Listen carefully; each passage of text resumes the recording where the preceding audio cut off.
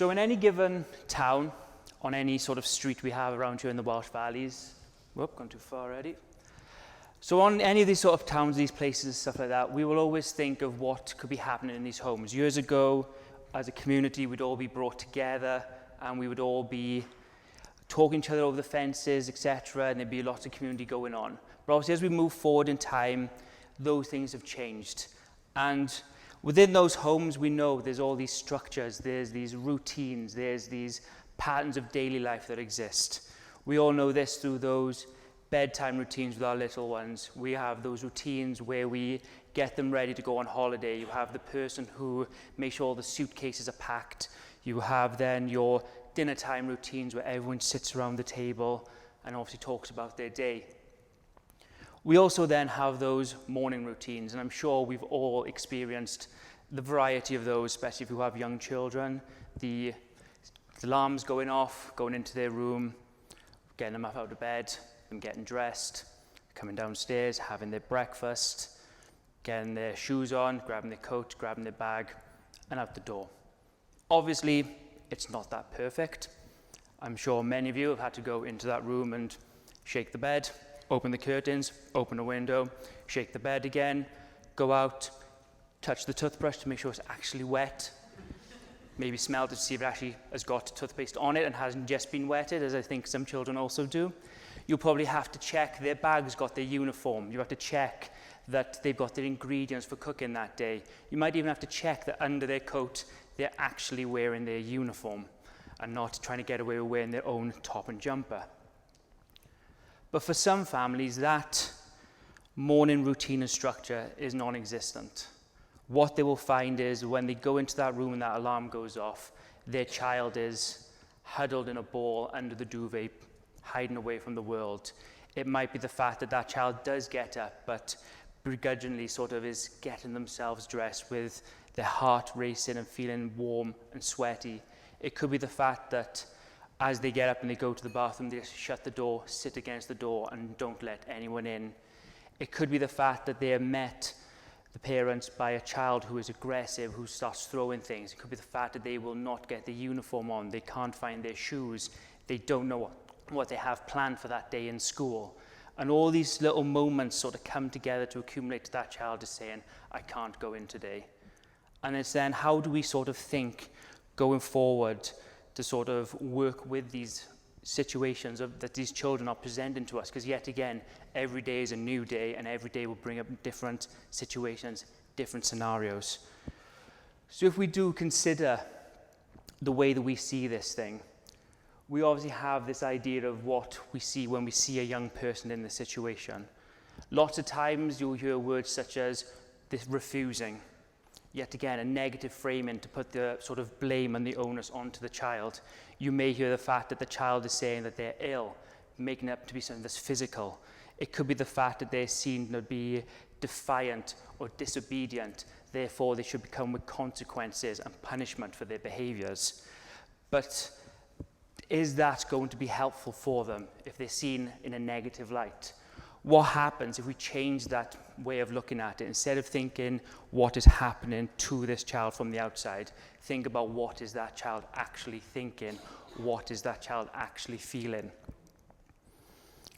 So when we go through this, we get all these different words, these terminologies, phrases, these sort of situations that these children are bringing forward. And I've sat there in the homes of some of these families.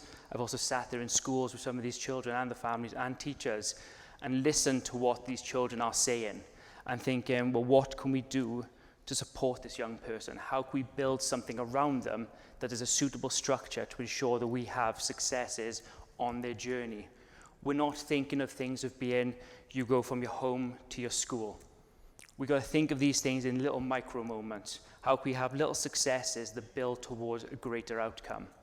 So we think of things such as if they're able to actually get out of bed and get dressed, tick. If they can get their teeth brushed, tick. If they can get themselves downstairs, coat on, shoes on, tick. If they're able to step out of the house and get into the car, tick. If they can get into the school bus, tick. If they can get to the school, tick. And each of those things are seen as successes. At no point do we say, you have not got to school. you've now negatively framed that situation for them to show that they have actually been unsuccessful rather than being successful in what they're actually able to do. And when we go through this as well, we got to consider all their thoughts and stuff that they're feeling with this, their levels of anxiety. Do they have any form of trauma? Is there sort of sense of poverty in the home? What is actually happening within the home as well that leads to these situations? But all we know that with lots of these children, it's not the fact that they don't want to be in school, it's the fact that they can't make it to school. So as we sort of stand here today with sort of idea within Wales, we currently have around 16% of children being seen as persistently absent or having absence-related issues. So that is basically in a school of, say, 300 kids or even up to 1,000 children, we're talking about over 160 children who are persistently not in school. And with that as well, before all the sort of post sort of pandemic stuff, we actually got to a point, before this, it was actually only between 4.1 and 5.7%. 27.7% of all children who are seen to have a learning difference, who are SEN or ALN, are also seen as persistently absent. And if we factor in such things as free school meal students, it's actually closer to 50% of them are actually persistently seen as absent from school. With this in mind as well, we also don't measure this off anything to do with ACEs, our adverse childhood experiences, or trauma. They're not even factored into any of the statistics at all. And to be seen as persistently absent, you have to miss roughly 20% of sessions, which is literally 1 day of school a week. So what is it that is happening for these young people? If we're not calling it school refusal and we're not saying it's the fact they're not going to school, what language do we use to describe them? And the terminology that's commonly used is known as emotionally based school avoidance, also sometimes called emotionally based non-attendance. And basically behind this as well, we can see we have 4 functions of it. So Kearney and Silverman in 1990 described the functions as being the avoidance of stimuli. So basically it's the fact of being in school is difficult for them. The environments, the people, the noise, all the situation the school brings forward. It could be the fact that they are escaping, they're facing adverse stimuli. So basically the performance elements. They find it hard to start work. They find it hard to take part in certain activities such as PE, music, sports, to read out loud, to do presentations such as this in front of their peers. It could be a fact of form of separation anxiety. As we know, over the last couple of years, we've been sort of kept at home to keep each other safe. We're now asking people to move away from these safe havens to a place where they're full of other people who they may not know. Therefore, they might have that difficulty of breaking that separation. It also might be a sense of connection seeking. So therefore, by them being in school, they aren't with the people who keep them safe, or the fact they will worry about those people not being safe whilst they're not there. And the final one is tangible rewards. By them not being in school, they are rewarded. This is often seen as them being able to watch Netflix, play their games, spend all day on their phones. But what we've got to consider is that just a maladaptive behavior they've developed to support themselves? By being in these situations, are they actually soothing their own anxieties to make themselves feel better? So it's not the fact that they're actually rewarded, going, stay home today, we'll just watch some Netflix. It's the fact that by being at home, they watch Netflix to block out what is actually terrifying them or scaring them in the real world. And what we get as well, this actually does affect 1 to 2% of school-age children. So if you go back again, thinking about your school of 1,200 students, you have 24 who could be seen as being emotionally based school avoidant. So what can we see that should be happening to these people? What is sort of that sort of thing where we use the word maladaptive behaviors? What can we see as that? And we know that being anxious and going through difficult situations is often by the by with our daily lives. We all do things that sometimes make our heart race, that sometimes make us feel a bit unsure, can make our legs quiver and make our minds go completely blank. So we can get what we see as the anxiety avoidance cycle. So as things sort of move forward, we go up in our anxieties and come down. So we see these moments of where we get anxious, and as we expose ourselves, our anxiety climbs. We then put our supporting strategies in, our deep breathing, our self-talk, our mindfulness activities we may do. I generally scrunch my toes inside my shoes. We then hit that peak anxiety where we get to that point of where we're at our worst. We then habituate, and then we return to that baseline level where we feel, that wasn't actually that bad, we got through it.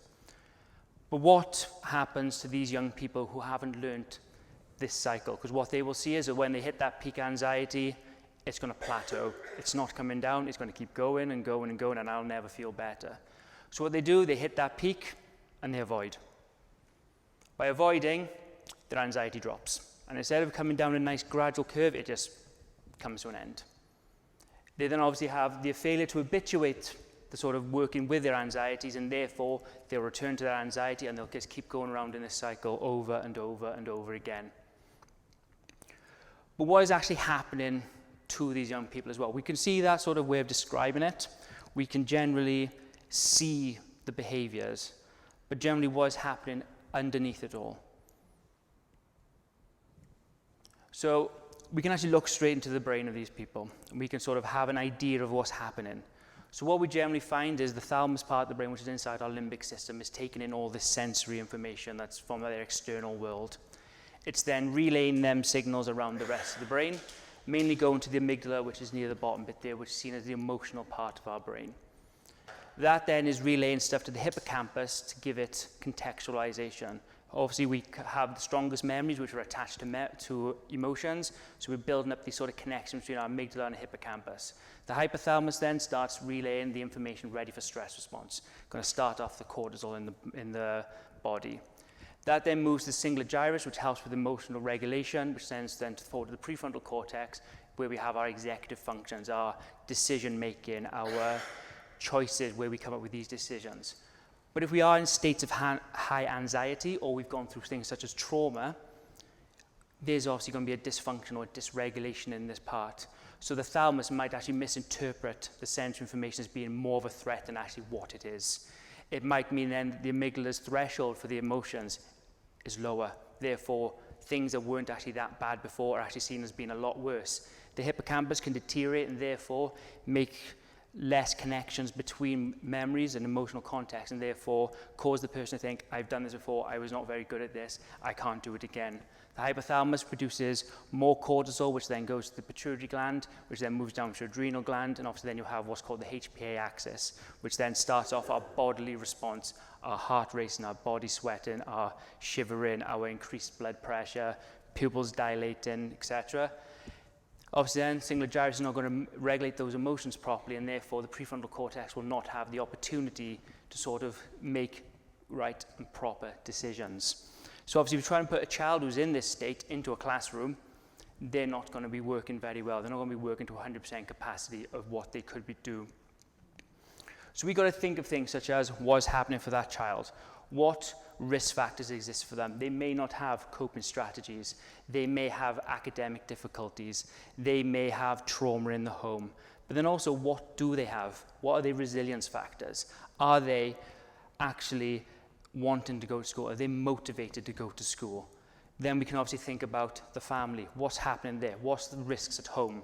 Is there separation or divorce in the house? Is there no family cohesion where everyone works together?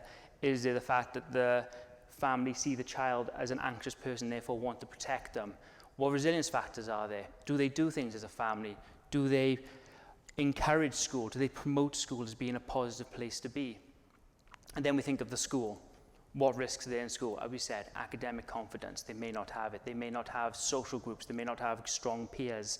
They may not have that bond and connection with a member of staff that means that when they go to school, they feel safe enough to turn to someone and say, I'm not okay. But then again, what resilience factors are there in school? They might have those connections. So we've got to look at all these different things and think, right, if that's your risk, what's your resilience? If that's where you could have difficulties, what can we use to strengthen it, to give you more protection? And by doing that, we can feed into our sort of Maslow hierarchy of needs, by meeting all these different areas to ensure that they can meet the needs that they need to be able to go forward. And with all these sort of things coming together as well, we can then move that into this idea of Bronfenbrenner. So with this is how all the different systems around a child work and interrelate to each other to support that child. So where we have the child in the middle, above that we have their family, their friends, their neighbours, and their well-being and how they influence that person.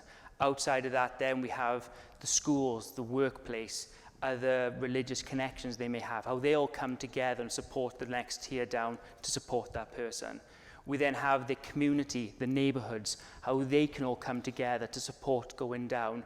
And obviously outside of that, we have our social, our economic, and our cultural influences that obviously mean that how the support can be put in place for these young people as well. So if we do have these sort of systems going on, and we do think about things of how we build a suitable support network around these children, we've got the basis to have the understanding of what's happening for them. So how can we take that to build something that works for them? So if we work on this idea of being child-centered, needs-led, we can take all the risk factors from all these different components. We can sit everyone down around the table, have the conversation to say, how can you help and support this person? What help and support do you need? What more functionality can we do to put in place to support you in the way that you can be supported? And therefore we can bring them all together to find that little sweet spot in the middle where a child can be appropriately supported on their journey through their struggles to find that outcome that suits them the best. As we said, you look at the micro moments to work towards an outcome and a goal. You don't look at the goal and say, how do I get you there first? Thank you.